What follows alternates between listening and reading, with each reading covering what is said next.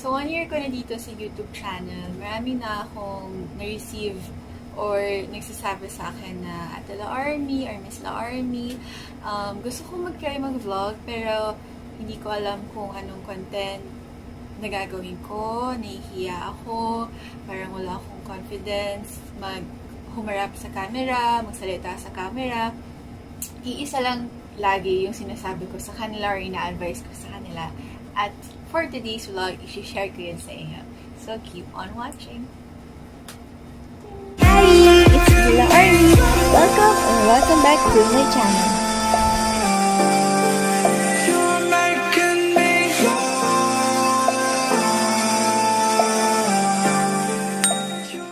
Bago pala ako mag-start, let me just promote.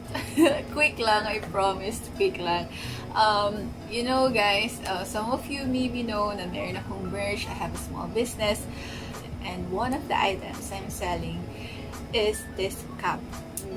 If you're interested, if you want to check out my items, please, you can spot it on Laarmy Bound sa Instagram account. Well, same naman sila lahat ng user, ng name.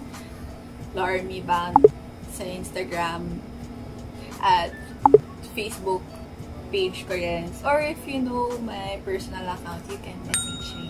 So, okay. So, yun lang. So, let's go back to the topic. Thanks, guys.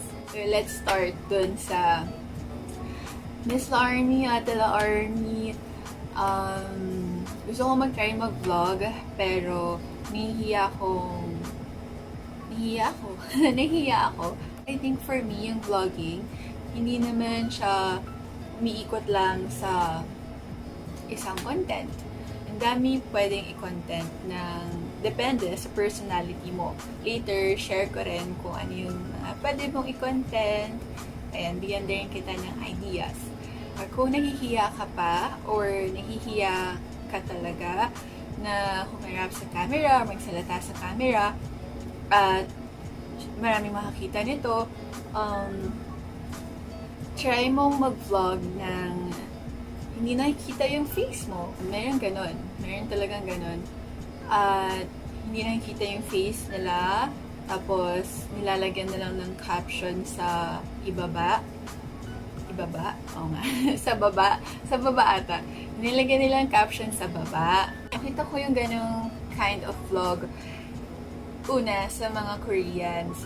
At in fairness, grabe alam mo yun, parang feeling ko ang effortless nang hindi pinapakita yung face. For me lang, kasi syempre hindi mo na kailangan mag-ayos, hindi mo na kailangan make-up, ang dami nilang subscribers, ang dami nilang viewers. So, naniniwala din talaga ako na merong viewers for you.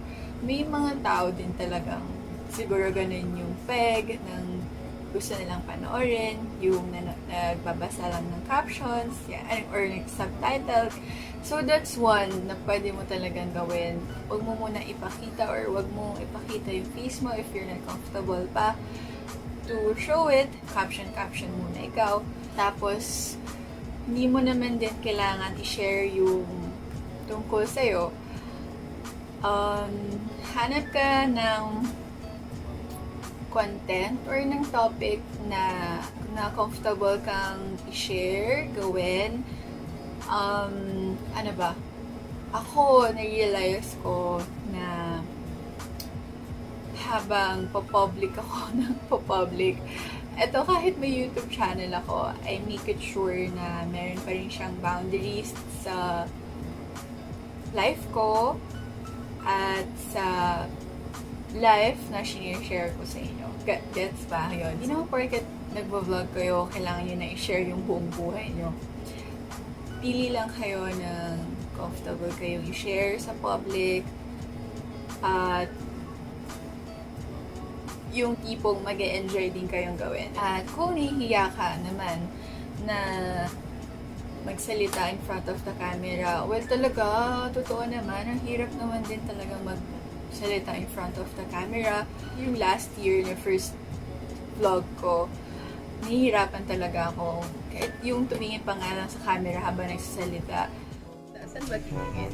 Ito? Paano yun? feeling mo kasi talaga, nung una, parang alam ko na magsalita, pero hindi ako makapagsalita. Ganon. So, struggle talaga siya. So, kung hindi ka pa comfortable mag-talk in front of the camera, it's okay.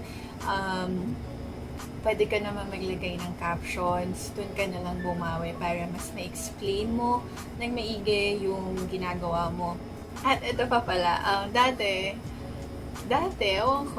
iniisip ko, kailangan ko mag-English, fluent English sa vlog.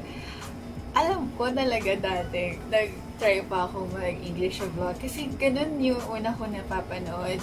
Puro foreigners na vloggers yung napapanood ko. Sila Bethany Mota. Bethany Mota ba yun? Mota ba yung surname nun? Basta, yun, kung pinapanood niya siya, yan talaga yung una kong pinapanood na vloggers. Super galing na galing ako sa kanya mag-vlog. Super happy ako kapag nakikita ko siyang mag-vlog. At meron pa si Meredith Foster. Oh my gosh, hindi ko na kasi sila masyadong nasusubaybayan. Iba na kasi din yung content na interested ako.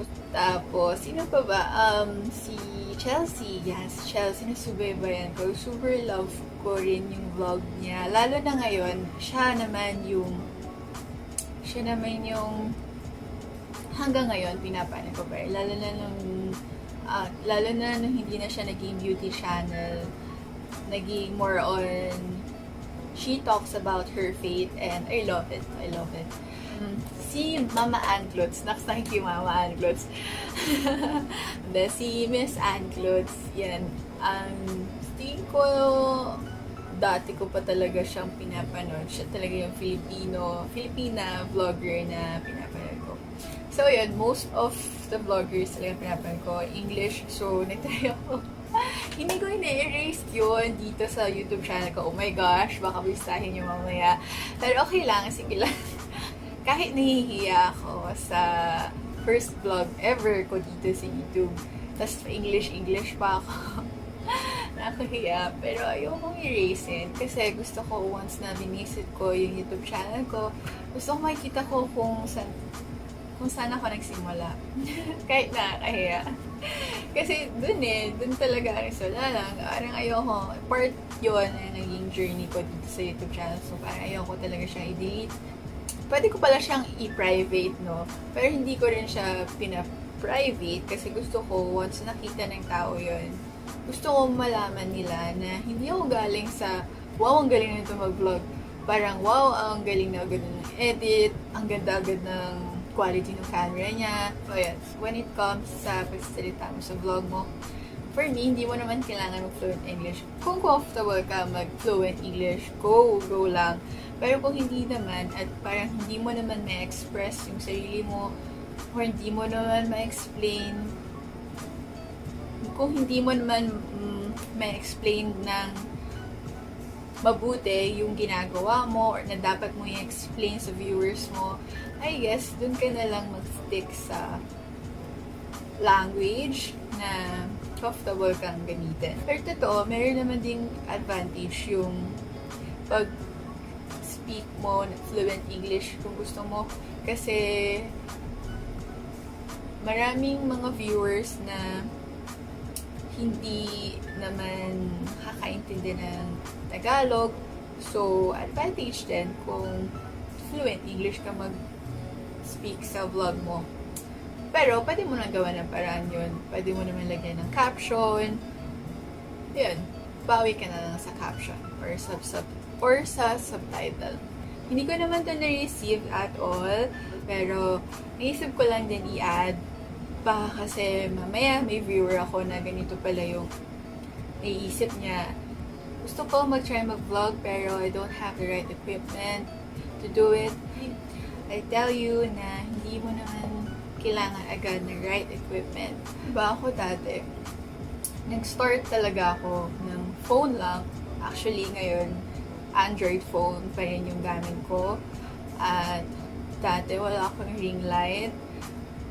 Sunlight, natural light lang yung gamit ko kapag nag-vlog ako. So, most of the time, morning talaga ako nagvo-vlog or patanghali. Kasi pag hapon na medyo pangit na yung lightings at medyo madilim na. Okay sa akin yun. Okay lang sa akin na ganun. Hindi pa ako agad nag-invest or bumili ng ring light. Kasi tingin ko okay naman or satisfied naman ako sa natural lighting. But yung mic, guys, wala akong mic. Yung built-in or yung mic ng phone ko, yun yung mic na ginagamit ko. And I think okay naman.